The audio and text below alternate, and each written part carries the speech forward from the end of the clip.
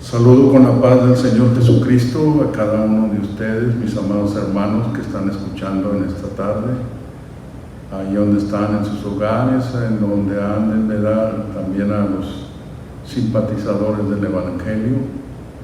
Deseamos que el Señor les bendiga a todos. Antes de leer unas escrituras que vamos a continuar, ¿verdad?, hablando sobre lo que dejamos el miércoles, ¿verdad?, pasado, este miércoles pasado. Quiero invitarles a que hagamos una pequeña oración. Bendito Dios y Padre nuestro, Jesucristo, mi Salvador, mi Redentor, te doy gracias, Señor, por todo lo que me das, por todo lo que me concedes, por todos los beneficios que recibo de ti cada día, Señor, porque cada día me colmas de beneficios, así como dijera tu siervo David en sus muchos dichos: bendito el Señor, cada día nos colma de beneficios, y así es. Yo te doy gracias, te pido, Señor, tu dirección, tu ayuda en todo, que unjas mis labios, Señor, en esta tarde, y que seas tú el que hable, Señor, a los corazones. Tú conoces cada necesidad. Ayúdanos en todo, dirígenos en todo, Señor, en el nombre de Jesucristo. Amén, amén, amén. Allí en el libro de Apocalipsis nos quedamos hablando, ¿verdad?, sobre el mensaje a la iglesia de Éfeso. Decíamos, ¿verdad?, que estas 7 iglesias, estos 7 mensajes, estas 7 iglesias, dice el compendio bíblico que representan un tiempo, ¿verdad?, de la iglesia. La última iglesia, que viene siendo en el caso la iglesia en la Odisea, viene representando, ¿verdad?, este último tiempo en el cual estamos viviendo, y es muy importante, ¿verdad?, considerarlo. Pero vamos a ir por partes, y voy a releer una vez más allí el capítulo 2 del libro de Apocalipsis, el versículo del 1 al 4. Escribe al ángel de la iglesia en Éfeso, el que tiene las 7 estrellas en su diestra, el cual anda en medio de los 7 candeleros de oro, dice estas cosas: yo sé tus obras y tu trabajo y paciencia, y que no puedes sufrir los malos, y has probado a los que se dicen ser apóstoles y no lo son, y los has hallado mentirosos, y has sufrido y has tenido paciencia, y has trabajado por mi nombre, y no has desfallecido. Y luego el verso 4 dice: pero tengo contra ti que has dejado tu primer amor. Fíjese, lo vuelvo a releer una vez más: pero tengo contra ti que has dejado tu primer amor. Esto es importante, ¿verdad?, detenernos a considerarlos, ¿verdad? Ahora, bueno, este fue el mensaje de la primera iglesia de Éfeso, y la iglesia de Éfeso pues viene representando, ¿verdad?, el principio de la iglesia. Todos sabemos, ¿verdad?, que la iglesia del Señor, o la mayoría del cristianismo, sabemos que la iglesia del Señor se estableció en Jerusalén. Allí se inicia, ¿verdad?, cuando después de justamente cuando el Señor derrama de su poder en sus discípulos, en sus apóstoles, ¿verdad?, atraídos, estaban en la fiesta del Pentecostés, una fiesta que se celebra 50 días después de la Pascua. Entonces los que acudieron a la fiesta, oyeron el estruendo, les llamó la atención, ¿verdad?, lo que sucedió, y fueron a ver qué estaba pasando ahí en el aposento alto. Y bueno, se dividió, ¿verdad?, la opinión. Unos decían que estaban borrachos y otros, pues no dice la Biblia qué decían, pero estaban también confundidos. Y entonces allí fue donde el apóstol Pedro se levanta. Estaba bajo la manifestación del Señor, pero se levanta. Ya no hay aquel Pedro tímido, aquel Pedro que negó al Señor, sino que ahora un Pedro nuevo, lleno del poder de Dios. Él y sus compañeros, ¿verdad?, oyeron cuando el Señor le dijo a Pedro, capítulo 26 del libro de Mateo, en donde da razón que el Señor le dio a Pedro un ministerio especial.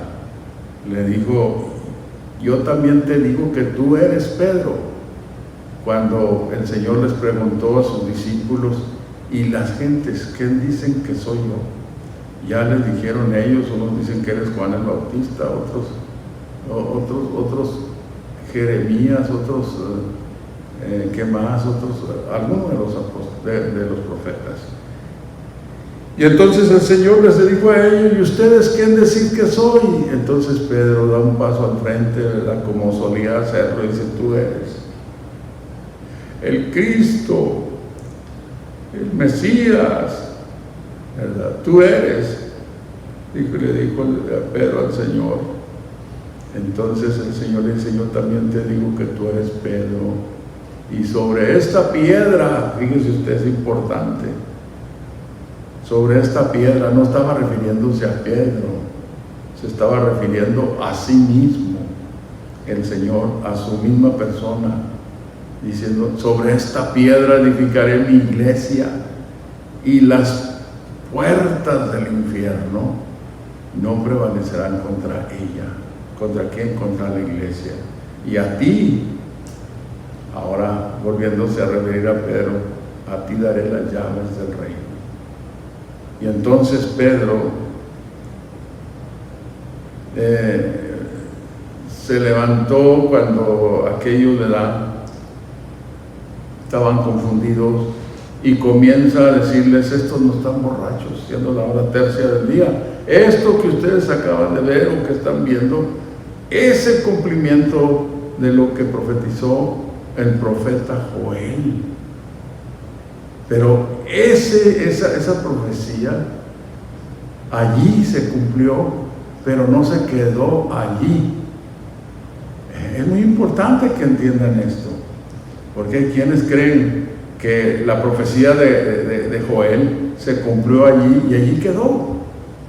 Pero vamos a mirar lo que dice el apóstol Pedro cuando les dice a aquellos, ¿verdad?, cuando aquellos compungidos de corazón le preguntaron a Pedro y a los demás varones hermanos: ¿qué haremos? Porque Pedro predicó su primer sermón, y en ese primer sermón los hizo culpables de la muerte del Señor.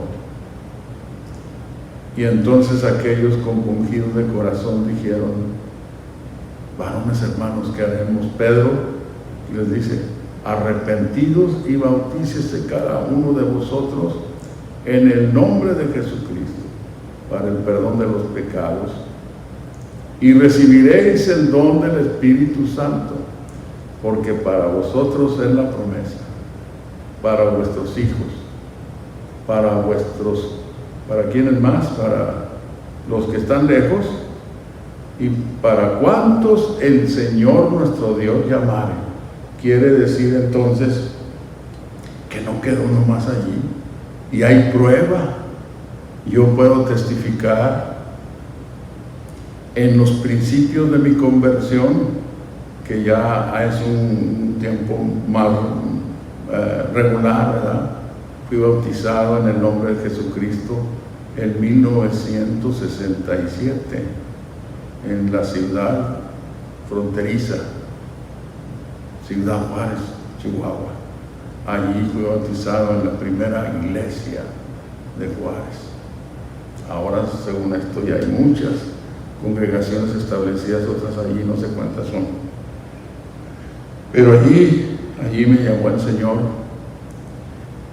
Y yo entendí, el pastor no tuvo mucho trabajo que hacer conmigo. Yo entendí que después de ser sumergido, de haber sido sumergido en el nombre del Señor Jesús para el perdón de mis pecados, era cosa de buscar el llenamiento del Espíritu Santo, que también la Biblia le llama el bautismo del Espíritu Santo. Juan lo dijo: yo a la verdad os bautizo en agua, mas el que viene tras mí, refiriéndose al Señor Jesucristo, Él os bautizará en Espíritu Santo y fuego.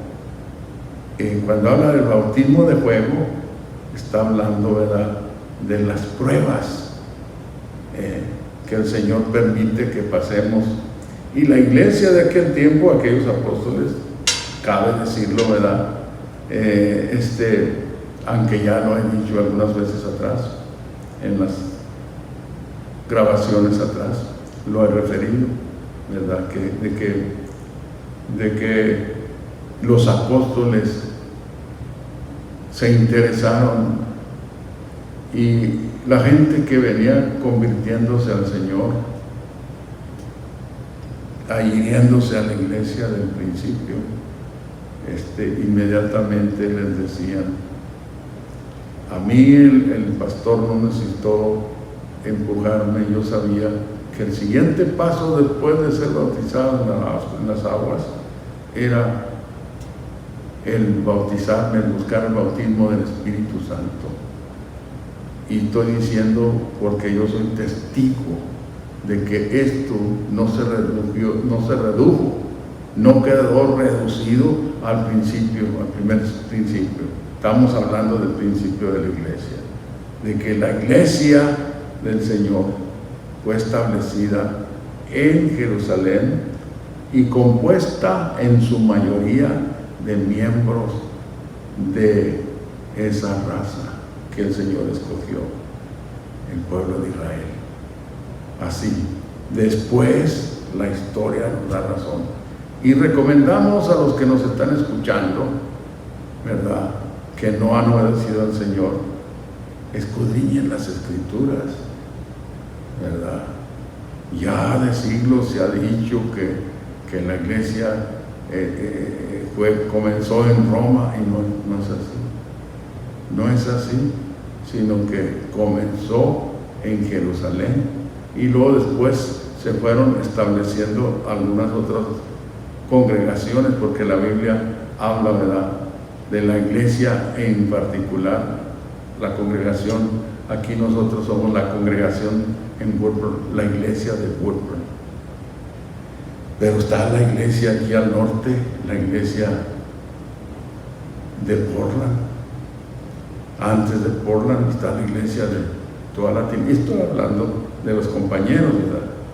Ahora, oiga, pero ahora regresamos aquí.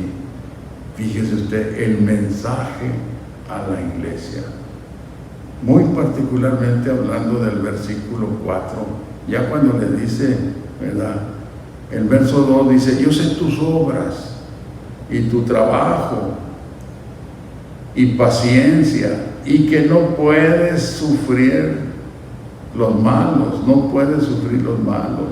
Le está diciendo el Espíritu Santo a la iglesia de Éfeso, que viene siendo representando el primer tiempo de la iglesia. Y lo dice: y has probado a los que se dicen ser apóstoles y no lo son, y los has hallado mentirosos. Fíjese usted, esto ha sido a través del tiempo, a través del tiempo. El Señor habló del trigo y la cizaña, y en todo el tiempo de la iglesia ha habido trigo y cizaña en la iglesia.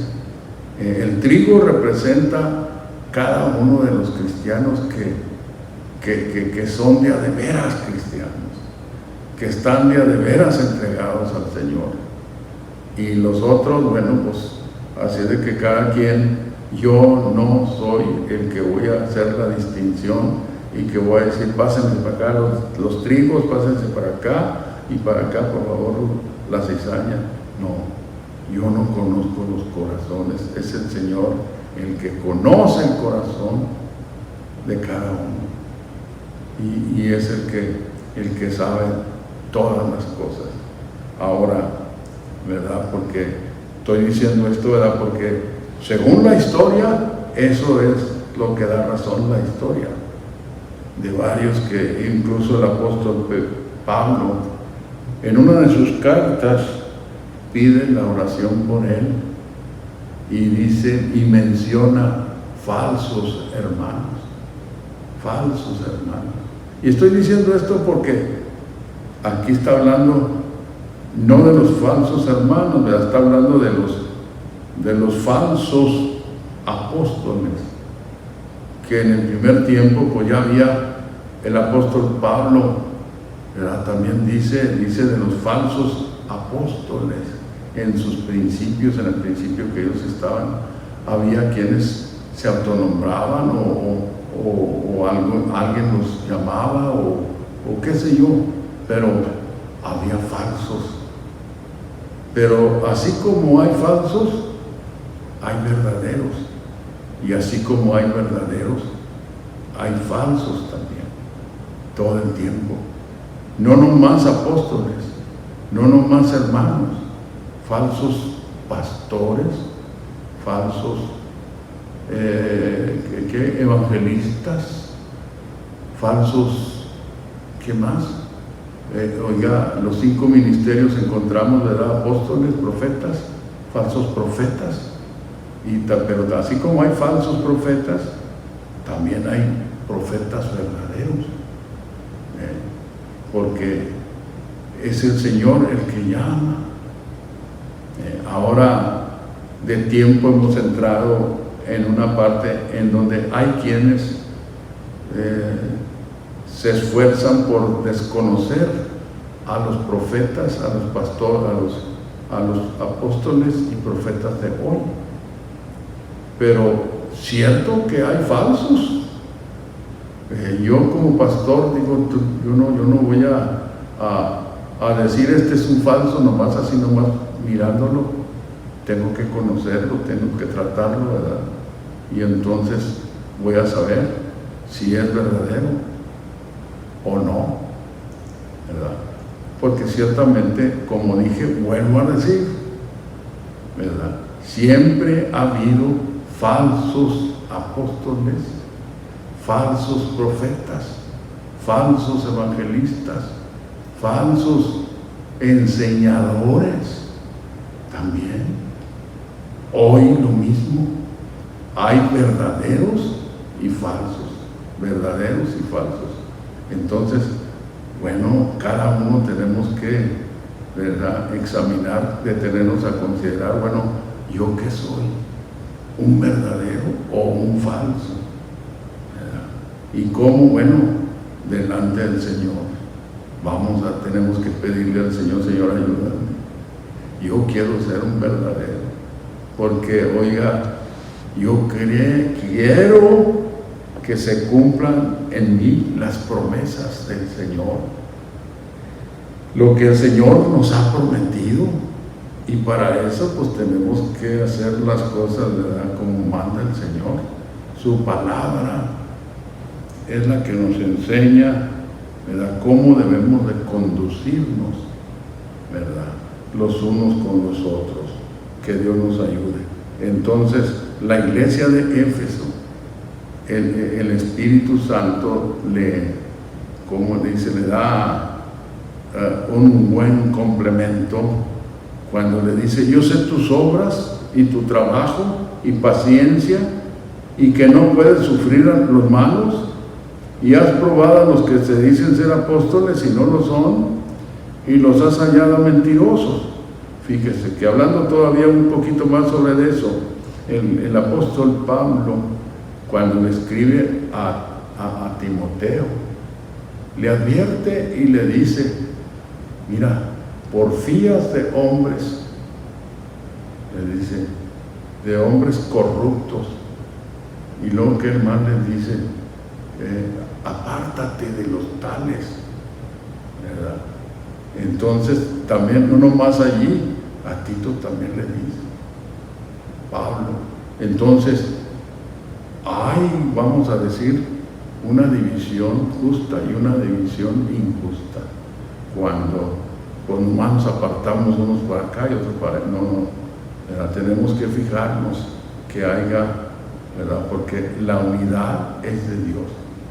Ahora, que Dios nos ayude a todos, porque estamos viviendo en un tiempo muy peligroso, el último tiempo, y tenemos que tener cuidado. Hablando de la falsedad, oiga, ahorita cuánta falsedad hay en el mundo cristiano. Mucha falsedad, muchos falsos enseñadores, enseñando cuánta cosa y cuánta cosa. Fábulas, como dijo, así lo menciona el apóstol Pedro cuando escribe, déjenme decirles, su primera carta. Ahorita regresamos otra vez acá al Apocalipsis, ¿verdad? Mire, su primera carta, el apóstol Pedro, no sé si mencioné Pablo al principio, pero es Pedro el que dice estas cosas, ¿verdad? En su carta, hablando de la falsedad. Pedro capítulo 1. Se me quedaron los anteojos y estoy usando esta Biblia que es muy poco uso, de letra grande. Dice la primera carta, la primera carta de Pedro, dice, ¿dónde estamos? Allá en la otra Biblia la tengo bien marcada, pero en esta voy a batallar para conseguir en dónde está. Dice que estoy hablando de donde dice, porque no hemos dado a conocer la venida del Señor Jesucristo, siguiendo fábulas por arte compuestas. ¿Se fija? No hemos dado a conocer la venida del Señor Jesucristo siguiendo fábulas por arte compuestas, sino que nuestros ojos, dice, miraron, y refiere entonces cuando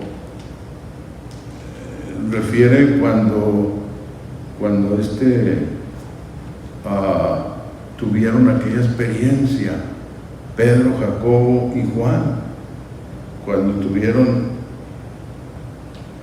la experiencia de ver cuando el Señor se transformó, se transfiguró, ¿verdad? Y entonces pasó que les dijo el Señor a Pedro, Jacobo y a Juan que no dijeran a nadie la experiencia, la aparición, la manifestación. Y sí, así obedecieron, y cuando ya el Señor resucitó, entonces fue cuando hablaron de esto. Segunda de Pedro, yo le estaba diciendo primera de Pedro, pero es segunda de Pedro, capítulo 1, el verso 16.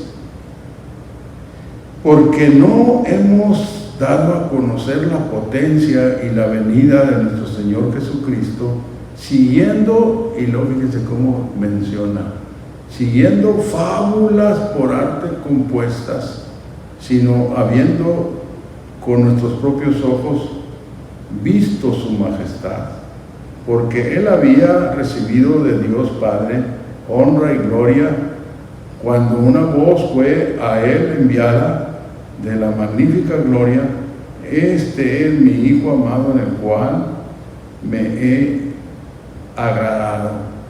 Y nosotros oímos esa voz enviada del cielo cuando estábamos juntos con Él en el monte santo.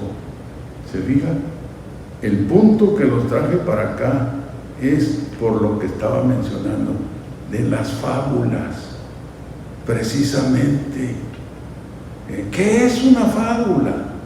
Una fábula, ya hemos dicho, es un cuento, no es una realidad, es un cuento, una fábula.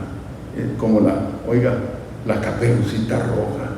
Hasta a veces se dice, ¿verdad?, así entre las amistades, no me vengas aquí con cuentos, con el cuento de Caperucita Roja, dime la verdad, y nada más que la verdad, porque el cuento de Caperucita Roja, pues es una fábula, porque es todo lo que es, y así como la Caperucita Roja, hay otras fábulas, pero también dentro de la iglesia se han hecho fábulas, fíjese.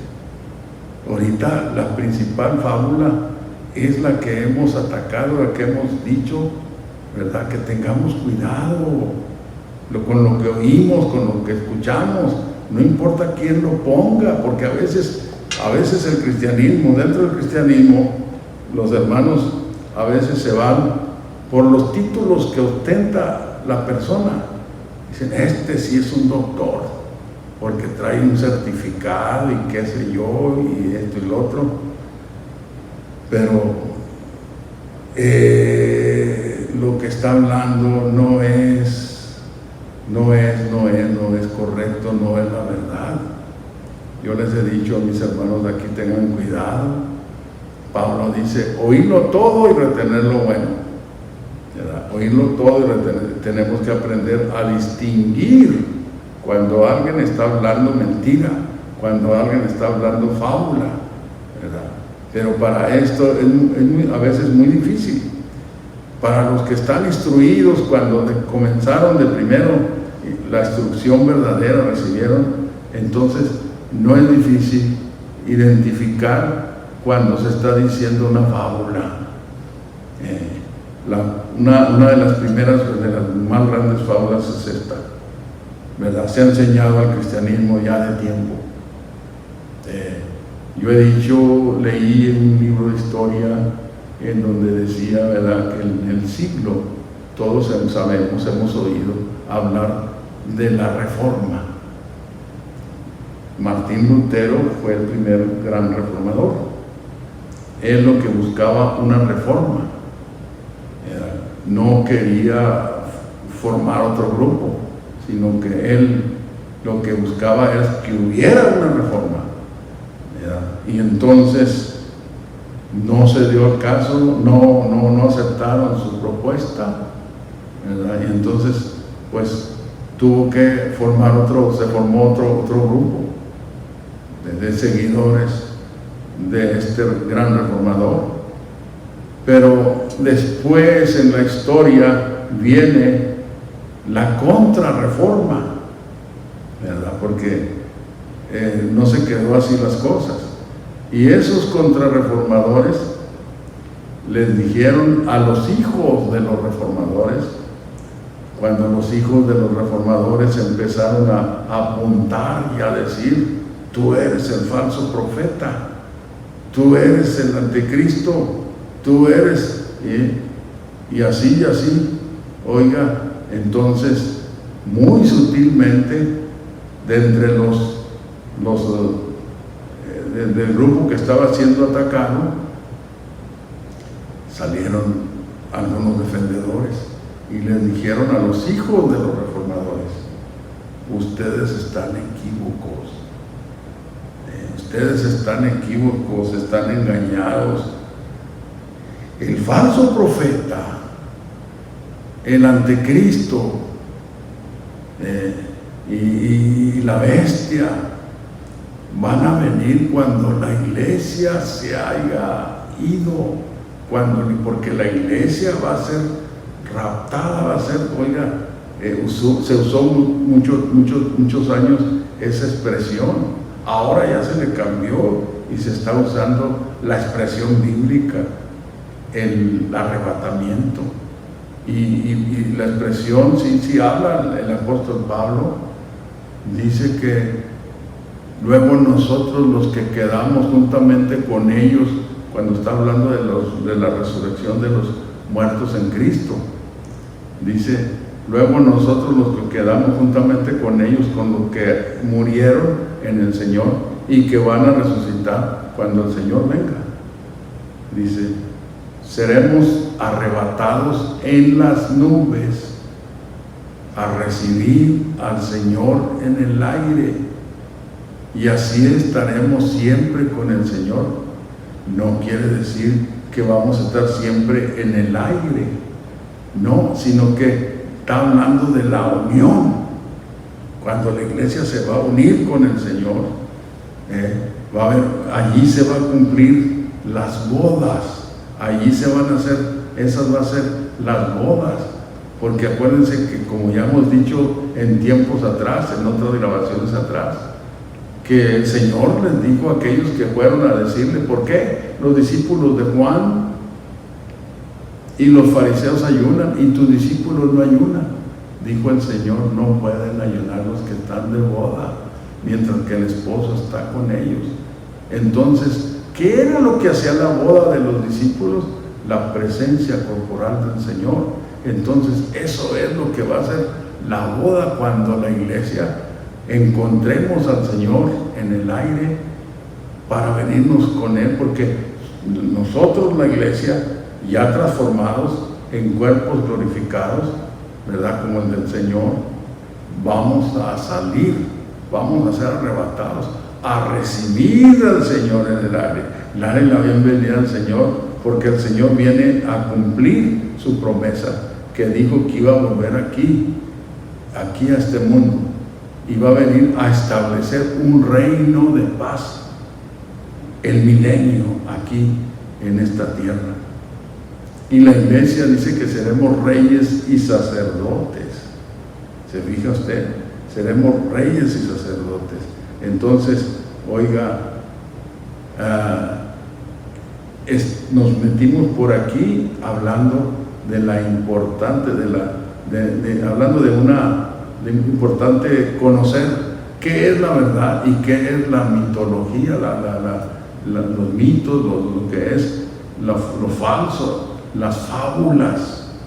Y ahí está una fábula que comenzó ahí en el siglo, como ya dije, 16 o 17, en ese siglo, cuando les dijeron a los hijos de los reformadores, ustedes están engañados, ustedes están mal, porque ahora vamos a pensar, si así fuera, ¿verdad? Que la iglesia se va y luego viene el anticristo y viene y viene el falso profeta, ¿a qué viene? ¿A engañar a quién? Si ya la iglesia se fue, ¿se fija? No tiene caso. Los engañadores han estado desde el principio, ya más adelante, después de esta programación, es posible que el domingo reiniciemos una vez más, retocando algunas cosas que no tocamos cuando hablamos de los pasajes en donde Pablo habla, el apóstol, a la iglesia de Tesalónica, como la segunda de Tesalonicenses, el capítulo 2, vamos a estarlo retocando una vez más, ¿verdad? Porque es importante, es muy importante que se conozca la verdad de las cosas. Yo he testificado que por mucho tiempo a mí esa doctrina, esa fábula del rapto, me corría como me corre la sangre por las venas. Yo la creía. Cuando mi pastor empezó a enseñarnos a la luz de la palabra las cosas, versículo por versículo, oiga, para mí se me hacía un nudo en la garganta, quería salir corriendo, pero allí me quedé oyendo hasta el final. Y ya cuando, oiga, qué bueno es el Señor, el Señor me abrió el entendimiento para entender. No fue fácil, porque yo estaba escuchando la enseñanza verdadera y tenía la enseñanza falsa en mí, en mi mente. Oiga, decía yo, pero ¿cómo que va a ser así como el hermano está diciendo? Cuando yo desde chiquito he sabido que va a haber un rapto, que va a haber un rapto y que va a haber un rapto. Ahora ya le cambiaron a la fábula, ahora ya le dicen arrebatamiento, y está de acuerdo a las escrituras, pero todo lo demás es igual, que la iglesia se va a las bodas del Cordero por cierto tiempo, y luego, mientras que la iglesia está fuera del mundo, según esto, aquí se derrama la gran tribulación. ¿Y de dónde sacan que hay una segunda oportunidad? Porque es lo que también enseña el futurismo, que mientras que en la iglesia, mientras que la iglesia está en el cielo, en las naciones celestiales, con el Señor, ¿verdad?, en las bodas, entonces aquí se desata una gran persecución, una gran tribulación, y cuántas cosas así. Y luego que hay algunos que se alcanzan a salvar y citan allí, tienen la cita usan la cita del capítulo 7 de Apocalipsis, en donde se habla de una gran multitud, pero que no son los que se quedaron. Esa es la iglesia del Señor, porque ahí lo dice en el mismo libro. Pero es que se ha enseñado que en el capítulo 4 del libro de Apocalipsis, allí es el rapto. Cuando se le dice a Juan, sube acá, allí es el rapto. ¿Quién dijo? Es a Juan al que se le está diciendo, porque enseguida el versículo siguiente dice, y yo fui en el Espíritu, porque se le dice, sube acá a Juan, y yo te enseñaré las cosas que han de suceder después de estas. Fíjese. Y eso de que allí se efectúa el rapto, eso es mentira, no es así, ¿verdad?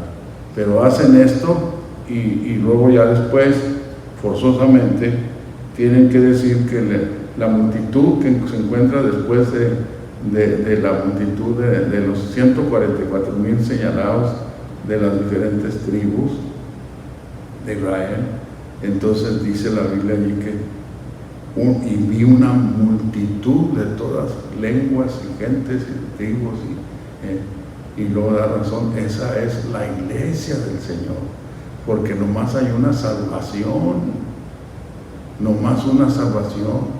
Por eso es que insistimos a los que nos escuchan,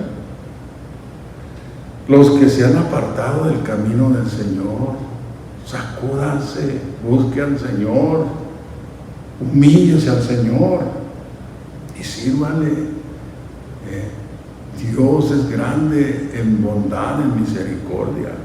Ahora, los que ya estamos, ¿qué decimos? Hermanos, no nos vayamos, no nos dejemos ir en las corrientes que el diablo está poniendo, enseñanzas torcidas, porque eso es lo más peligroso, ¿verdad? Es más peligroso de lo que es una tribulación en el cuerpo, que nos anden persiguiendo. Oiga, y es importante, por eso es importante conocer, clamar al Señor en oración. Es el Señor el que, oiga, nos dirige, nos habla, por medio de su palabra. Ahora, también es importante, ¿verdad?, que como miembros tomen en cuenta a sus pastores para que vayan con ellos a preguntarles, a decirles, y que ustedes puedan recibir una instrucción que los convenza en acuerdo a la Escritura, porque estamos viviendo, como dije, lo vuelvo a repetir, un tiempo sumamente difícil. Entonces, estábamos en Apocalipsis, ya vamos a terminar, porque el tiempo, como dicen, algunos, ¿verdad?, nos ha pillado. El capítulo 2 del libro de Apocalipsis, nos salimos de allí. Yo sé tus obras, tu trabajo, paciencia, y que no puedes sufrir los malos, y has probado a los que se dicen ser apóstoles y no lo son, y los has hallado mentirosos. Y has sufrido y has tenido paciencia. Y luego dice, y has trabajado por mi nombre y no has desfallecido. Y luego el verso 4, pero tengo contra ti, ¿qué? Que has dejado tu primer amor. Y ahí es donde también nosotros debemos de hacernos un examen. ¿Qué es esto? ¿Qué es lo que el Señor está diciendo? Acuérdense, hay muchos amores. El amor del hijo al padre, el amor de la madre al hijo, y así sucesivamente. El amor del esposo a la esposa, y del esposo a la esposa, y de la esposa al esposo. Y diferentes amores, ¿verdad? Pero el Señor reclama que sobre todos los amores debemos de amarlo a Él primero, en todo. Que a usted le gusta mucho su trabajo y es buen recompensable como cristiano, acuérdense que primero está el Señor. Primero debemos de servirle a Dios por encima de todo. Dice el Señor, si me amáis, guardad mis mandamientos. Así dice el Señor. Y luego también está escrito lo que dijo el apóstol Pablo: el que no amare al Señor sea maldito. Fíjese que veo, ¿verdad? Está pesado eso, pero por eso tenemos que fijarnos. Dios quiere ser el primero en nuestra vida, en todo. Dios me los bendiga y hasta la próxima. Dios los bendiga a todos los que escucharon este mensaje.